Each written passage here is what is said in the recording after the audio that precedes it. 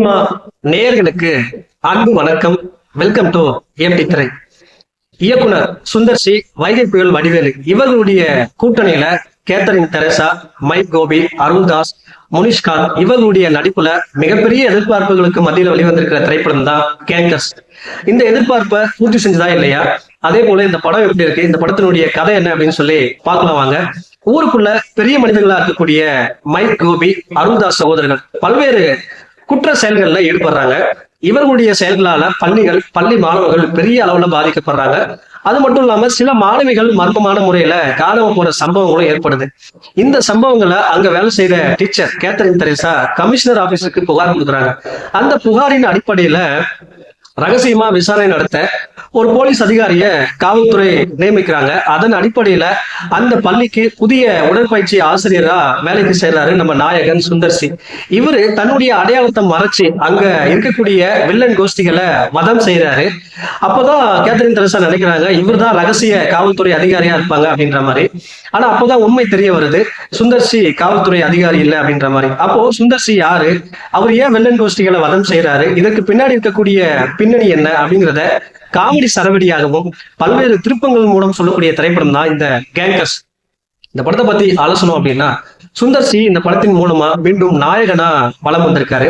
குறிப்பா வடிவேலுடன் கூட்டணி வச்சிருக்காரு. இவங்களுடைய கூட்டணி ஒரு வெற்றி கூட்டணி அப்படிங்கிறத மீண்டுமா நிரூபிச்சிருக்காரு.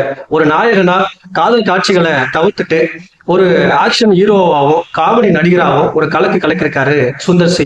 குறிப்பா காமெடியிலையும் ஆக்ஷன்லயும் சலம் அடிச்சிருக்காரு அப்படின்னு தான் சொல்லணும். அந்த அளவுக்கு சிறப்பான நடிப்பை வெளிப்படுத்திருக்காரு.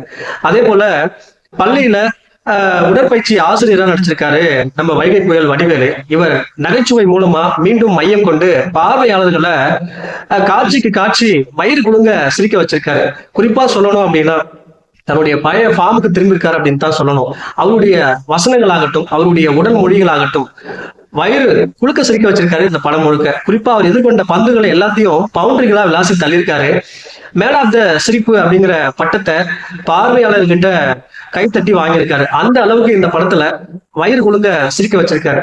அதே போல இந்த படத்தினுடைய நாயகி கேத்தரின் தெரசா கொஞ்சம் காதல், கொஞ்சம் நடிப்பு, ஒரு பாட்டு அப்படின்ற மாதிரி படம் முழுக்க வந்தாலும் அடி வாங்குற காட்சிகள்ல அசராம நடிச்சிருக்காங்க. அதே போல சின்னத்திரை நயன்தாரா அப்படின்னு சொல்லப்படுற வாணி போஜன் சிறிய அளவு காட்சியா இருந்தாலும் பெரிய படமா இருந்தா போதும் அப்படின்ற மாதிரி தான் நடிச்சிருக்காங்க. அதே போல வில்லன் கோஸ்ட்ல இருக்கக்கூடிய அருள்தாஸ், மைக் கோபி, ஹீரோ கேங்க்ல இருக்கக்கூடிய நம்ம முனிஷ்காந்த், சந்தன பாரதி இவங்கெல்லாம் காமெடி கேங்கர்ஸா வயிறு குழுங்க சிரிக்க வச்சிருக்காங்க இந்த படம் முழுக்க. அதே போல இந்த படத்தினுடைய பாடல்களா இருக்கட்டும், பின்னணி இசையா இருக்கட்டும், அதாவது கமர்ஷியல் அம்சங்களோட கரைபுரண்டு ஓடுது. ஒரு பாட்டு தவிர மற்ற பாட்டெல்லாம் மனசுல நிக்கவே இல்லைங்க. அதே போல இந்த படத்தினுடைய ஒளிப்பதிவு படம் முழுக்க கலர்ஃபுல்லா கொடுத்துருக்காங்க.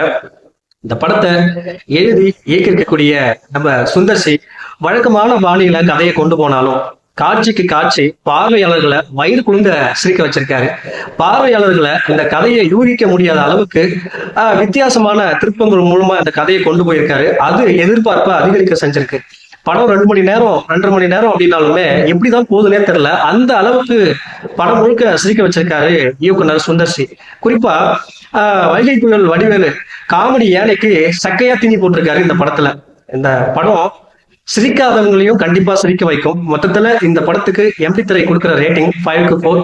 நிச்சயமா சினிமா தியேட்டர்ல போய் இந்த படத்தை என்ஜாய் பண்ணுங்க.